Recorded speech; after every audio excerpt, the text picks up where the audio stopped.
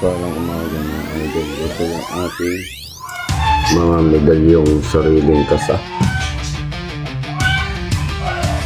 Sariling gawa natin, sariling kasa. So, meron tayong mga pagpipilian. May iba't ibang uri ng medalyon na pwede natin magamit pang proteksyon sa ating sarili. Ito naman yung mga gawa natin sa ivory.